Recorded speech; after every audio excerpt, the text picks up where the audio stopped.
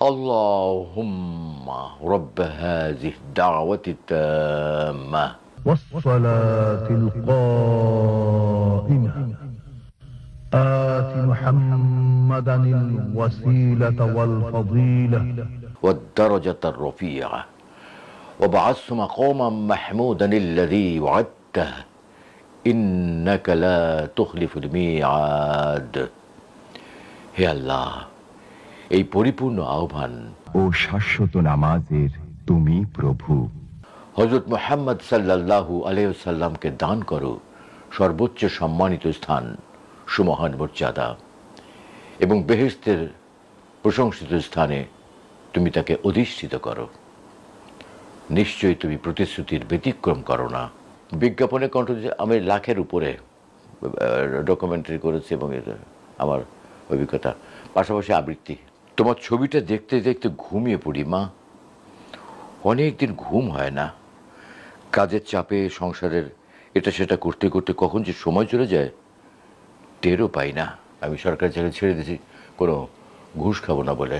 আমি আমার জীবনের শ্রেষ্ঠ কাজ যদি বলি, পবিত্র কোরআনের 30 পারা কোরআনের তর্জমা আমি করেছি। এটা এখান থেকে ওই সেই 80-র দশকে, যতদিন আল্লাহ হায়াত রেখেছেন আমি আল্লাহর পথে থাকতে চাই।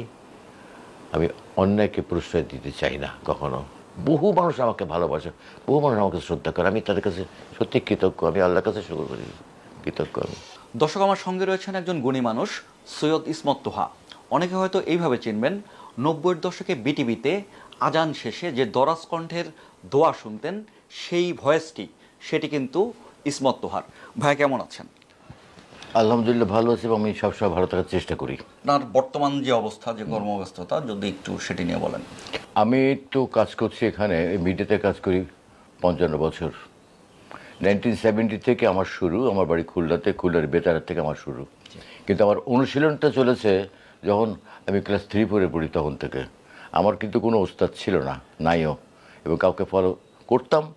একটা মানুষ যখন কোনো আর্টিস্ট হতে চায় বা যে কোনো জিনিস হতে গেলে তাকে কিন্তু কাউকে অনুসরণ করতে হয়, কারোর অনুপ্রেরণা লাগে।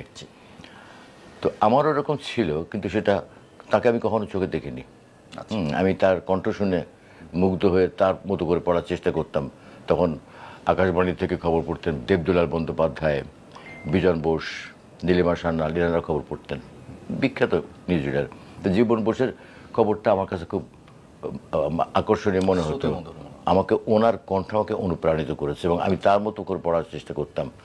আমি বুঝতাম না যে এত সুন্দর কণ্ঠ কোথা থেকে কীভাবে